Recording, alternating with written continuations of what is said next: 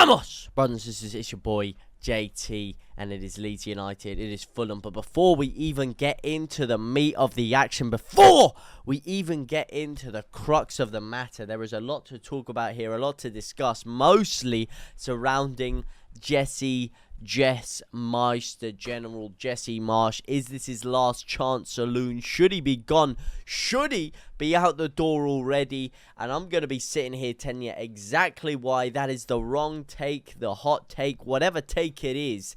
But first of all, I want you guys to let me know your thoughts all down in the comment section down below. Are you Jesse Marsch in? Are you Jesse Marsch out? Are you Jesse Marsch shake it all about? Do you want to do the hokey pokey, turn around and see what it's all about?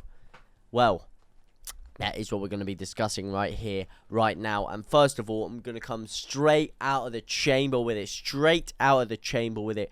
Jesse Marsch deserves time. He needs time. He needs time to build. He has earned time from what he's done for us. Let's not forget, this is the same man that kept us up on the last day of the season. I don't want to hear these Bielsa comparisons. I don't want to hear anything of that. I still got Bielsa all over my wall. I've still got him on my wall screen, wallpaper, on my computer. I've got him everywhere. Alright, no one's going to come close to Bielsa. That's a completely different story. Don't get me wrong. Do not get it twisted. But I don't know why everyone's trying to make it this whole divide. I'm not trying to make it a divide. I'm trying to look at Jesse Marsch as an isolated incident of a manager.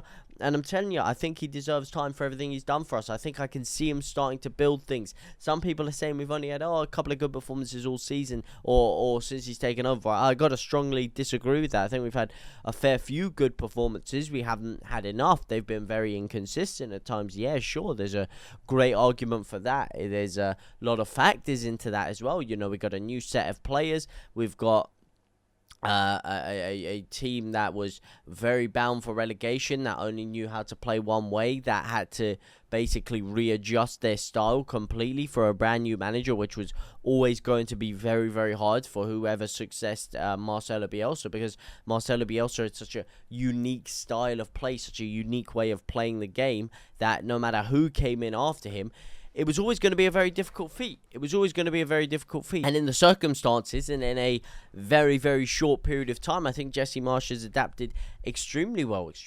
I mean, look at the way we press now. Look at the way that we play as a unit defensively. Look at our midfield now. Everyone's been waxing lyrical about our midfield. I think yesterday, or rather couple of days ago, I don't know why I said yesterday, mate, I'm losing the plot. Leeds are already namming at my brain cells. Yeah, our midfield looked a little bit weak. Yeah, sure, we had a lot of holes in there, a lot of gaps. Mark Rocker himself, I wasn't his biggest fan the other day, but that's to be expected. You know, sometimes your midfielders are going to have off days. Does that mean that there's a flaw tactically with our midfield? I don't think there is. I think Adams and Rocker have played very well. I think going forward, there's certainly flaws. I think there's certainly flaws in our lack of creativity and our lack of ability to take down big teams. I think we've never replaced Pablo Hernandez, really.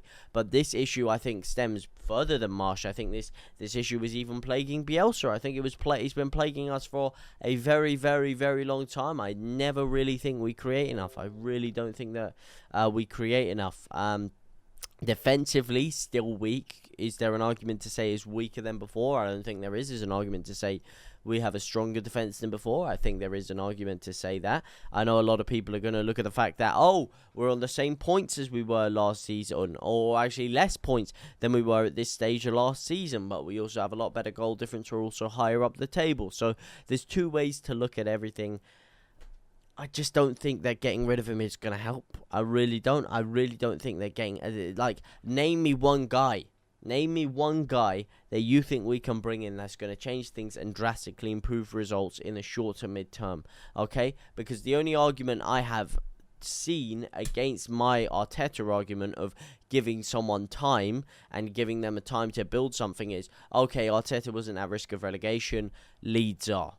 So we need to bring someone else in just so that we can stave away relegation. Very short-term mindset, because then what happens when things inevitably go wrong with this kind of panic signing of a manager next year? Oh, we need to get someone else in so we can avoid relegation. Then you end up in a perpetual loop of just sacking managers, bringing them in, avoiding relegation by the skin of your teeth, sacking them the next season, bringing someone else in, just avoiding relegation. And you end up in a seriously bad loop like that. But tell me one man that you think we can bring in.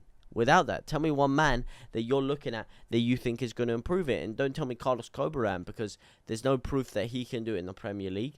There's no proof that he can do it with these set of players. There's no proof that we're even going to be able to draw him in or lure him away. He said he still has grand dreams of actually bringing a club up from the Championship, and we're not in the Championship. So I don't see that as a potential option right now. What are you going to tell me? Big Fat Sam? You're telling me Big Sam's going to be a good option? Don't think that's a great option. We saw how that worked out for him at West Brom last year. Tell me a good, feasible option that we can get, and then maybe I'll have a little bit of a conversation with you. Even then, I'm a big Jesse Marsch fan. I like what he's doing. I like what he's building. I like his character as a person, as a manager. He's an absolute shithouse as well. He rolls everyone up. I think he's a great man. And you're going to start to see his tactics hopefully prevail against Fulham. Yeah, it's bad. It's been bad. Yeah, it's been poor. We're about as consistent as pigeon shit on Trafalgar Square, unfortunately. And we saw that against Leicester, a depleted, weak Leicester side. And I don't know, man. It's getting bad. It is getting rough, the way I'm seeing that we're playing. But with the players we have, I really do back this team to pull it around. I really do back Jesse Marsch to pull it around. And I think as a cohesive unit, as a fan base, we need to just stop being so toxic and anti-everything and causing this divide between us, whether it's Bielsa, whether it's Jesse Marsch. It's the same stuff that was happening last year, and it's starting to creep into this year. And the only reason we staved away relegation last year is because eventually, when shit was hitting the fan, when everything was against the wall, or we had our backs to the wall, and everything seemed done, all of a sudden, the last few games of the season, just before that, everyone started to change. All the fans started to get on the same level. We all started singing from the same hymn sheet. And finally, there was a cohesive power driving the club forward, along with the players, the manager, everything. And we managed to pull it out of the fire.